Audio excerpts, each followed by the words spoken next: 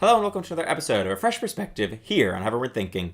Today we're continuing on in the book of Luke. We're in Luke 8 in verse 22. Jesus calms the storm. So we're going to read this passage and we'll get right into our conversation today.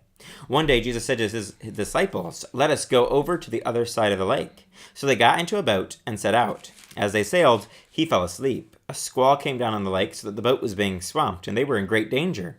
The disciples went and woke him saying, "Master, Master, we're going to drown." He got up and rebuked the wind and the raging waters. The storm subsided, and all was calm. "Where is your faith?" he asked his disciples. In fear and amazement they asked one another, "Who is this? He commands even the winds and the water, and they obey him." So as we look at this small but very important section, what do you see here with a fresh perspective?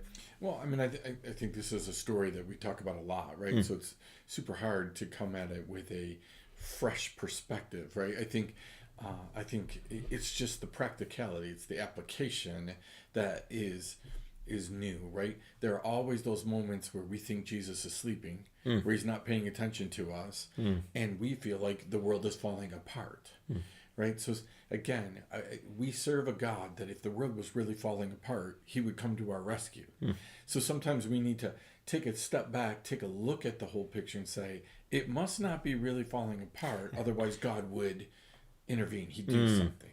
Absolutely. And we see here that Jesus does intervene, and they're amazed, but he asks them, "Where is your faith?" So it looks like this whole boat experience is kind of a test for them to see what kind of faith do they really have in Jesus. Do they really know who he is, and are they going to cling to that in the difficult times? And we see that in our daily lives on a day-to-day basis. We might not be on a fishing boat in the middle of a sea or a lake or any kind of body of water, but we have difficult struggles in our own lives where we see a storm come up in our lives and we beg for Jesus to do something, and we're wondering, why is he asleep? Why isn't he going to save us? We're going to drown in our situation, and yet he wants to see our faith. He wants to test our faith. So what do we do with that? Yeah, I mean, I think that the important thing to remember here is that when they started out, it was calm, right? Jesus didn't start them off in a storm. It was calm. It was good. He fell asleep. And then the squall came upon them, right? So I think we need to first look at this with the perspective of, you know what, sometimes things are going along well, and God allows a storm to happen. Like, this is a storm that happened while Jesus was in the boat. So Jesus, they allowed the storm to happen, right? So it's funny. Jesus didn't allow the demons to talk, because he didn't want them to say who he was and all these things. But when the storm happened, he didn't keep the storm from happening. He allowed it to happen. So I think we need to keep that in mind as we're going through life. That, you know what, God is going to allow some storms to come into our life, just like you said so well, just to test us, to get us to understand what that question's relevant. Where's your faith? Absolutely.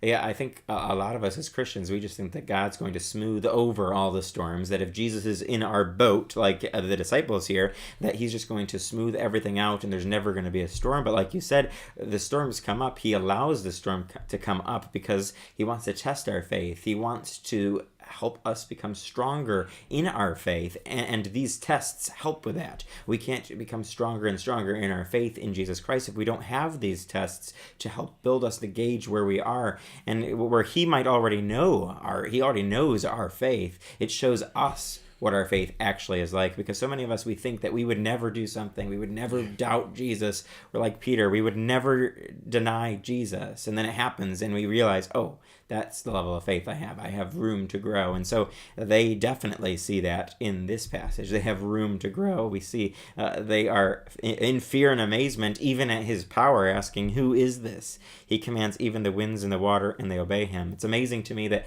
they seem to still, some of them, not get who Jesus is, or at least it looks like it in this passage, where they didn't really realize who he was, even though they've been with him and we've seen miracle after miracle after miracle, and he's explained things time after time after time. Yeah, I think we want to not lose that sense of amazement, right? We want, like, again, these things don't happen Right? These are fishermen, some of them. They know what happens out here. They know how this is gonna end. They know that they should be afraid, right? Because again, no Jesus has ever stopped the storm in their lives before, right? So this is a totally new experience for them, and they are in awe and amazement. I think it's important for us to understand that we are going to go through things, right? That God asks us to go through. There is going to be fear. There is going to be the reality of a swamped boat, right, and winds and all of these things. But we need to understand also that we have a Jesus, right? But the problem is Jesus doesn't always calm the storm like this. And that's the part that gets us into the problem, right?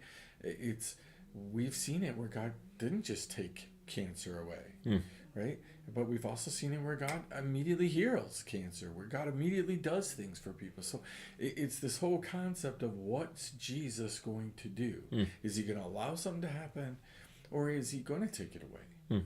Absolutely. I love how you bring that point up, because this passage can give us that sense of, well, as long as we have Jesus, he's just going to calm the storm. It's going to be okay. It might look difficult. It might make us afraid at first, but he's just going to calm everything. And we know that that's not always the case. Jesus allows difficult situations just like this one, and sometimes he doesn't provide an easy way out. Sometimes he doesn't just calm everything. Sometimes we have to persevere through the storm, and then that's another way he grows our faith, is by having us persevere and go through that and trust in him. And so we have to be ready regardless of what happens. We have to just trust in Jesus. Perfect. Well, I hope that you've been challenged and encouraged by this, and you'll join us next time for another episode of A Fresh Perspective here on Heavenward Thinking.